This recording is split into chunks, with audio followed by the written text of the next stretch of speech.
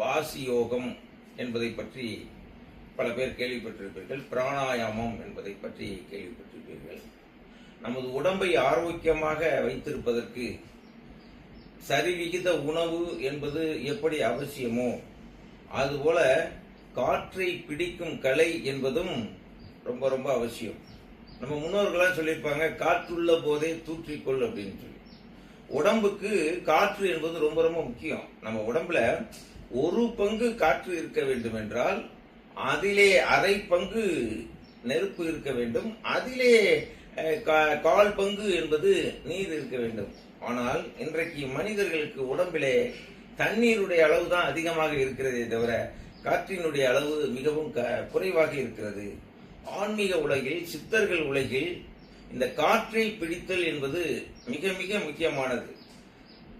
நீங்கள் அழகாக வாழ வேண்டும் என்றால், தோல் சுருக்கம் இல்லாமல் வாழ வேண்டும் என்றால், நீங்கள் இந்த வித்தை, காற்றை பிடிக்கும் வித்தையை கற்றுத்தான் ஆக வேண்டும். காற்றை பிடிக்கும் கணக்கறிவாளருக்கு கூற்றை உதைக்கும் புரியதுவாகுமே அப்படின்னு திருமூலர் சொல்லுவார். ஏற்றி இறக்கி இருகாலும் பூரிக்கும் காற்றை பிடிக்கும் கணக்கறிவாளர் இல்லை. காற்றை பிடிக்கும் கணக்கறிவாளருக்கு கூற்றை உதைக்கும் புரியதுவாகுமே. பல பேரை நீங்கள் பார்த்திருப்பீங்க, வாசியோகம் கற்றுத்தருகிறேன், பிராணாயாமம் கற்றுத்தருகிறேன், ஆனா அவங்க உடம்புல ஏதாவது செய்து காட்டுவார்களே என்றால் இல்லை.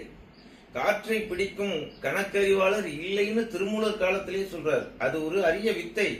இந்த வித்தையை பொறுத்த அளவில் நேரடியாக செய்து காட்ட வேண்டும்.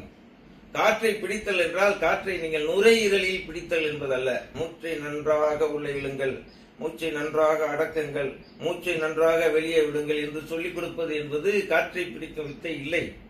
உடல் முழுவதும் அந்த காற்றை நிரப்பி, எப்படி ஒரு பலூனுக்குள்ள காற்று போனா எப்படி பலூன் பெருசாகுமோ அது மாதிரி உடம்பே, ஒட்டுமொத்த உடம்பே பலூன் மாதிரி பெருசாகணும். அதை நேரடியாக செய்து காட்ட வேண்டும்.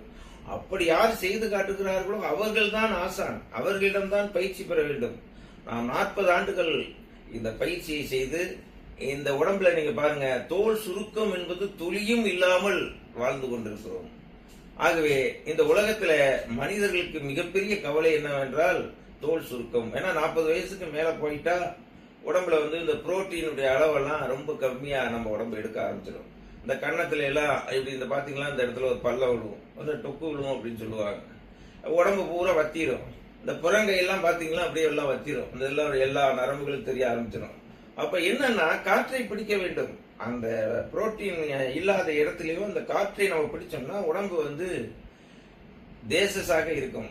அதுதான் ஔவையார் குரல்ல சொல்வார், வாயு வழக்கம் அறிந்து செறிந்து அடங்கில் ஆயுள் பெருக்கம் உண்டாகும். அந்த வாயுவை செறிந்து அடங்க வேண்டும். நம்ம உடம்புல அடக்க வேண்டும் என்றால் நுரையீரலில் அடக்க வேண்டும் என்பது அல்ல. நம்ம வித்தையை இன்னைக்கு ரொம்ப பேருக்கு தெரியவில்லை. நம்ம முன்னோர்கள் பிராணாயாமம் என்கின்ற பெயரிலும் வாசியோகம் என்ற பெயரிலும் மிக சிறப்பாக சொல்லி வைத்து போனார்கள்.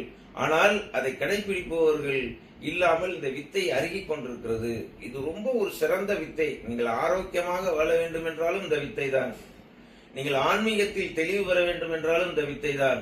மனதை அடக்கி இருக்க வேண்டும், மனதை அடக்கி நாம் இறைநிலையை உணர வேண்டும் என்றாலும் இந்த காற்றை பிடிக்கும் வித்தை தான். ஆகவே இந்த வித்தையை நீங்கள் பயில வேண்டும் என்றால் உங்களுக்கு ஒரு அரிய வாய்ப்பு. அதை நீங்கள் பயன்படுத்திக் கொள்ளுங்கள். நீங்கள் இந்த வித்தையை கற்றுக்கொள்ள வேண்டும் என்றால் எங்களை நீங்கள் தொடர்பு கொள்ளலாம். ஒரு அரிய வாய்ப்பு, ஒரு பெரிய பயிற்சி. உங்களுக்கு தெளிவான, குழப்பமில்லாத, நேரடியாக செய்முறை விளக்கம். நாமே அதை செய்முறை செய்து அது விளக்கம் கொடுக்கிறோம். அனைவரும் பயன்படுத்திக் கொள்ளுங்கள். நல்லாசிகள்.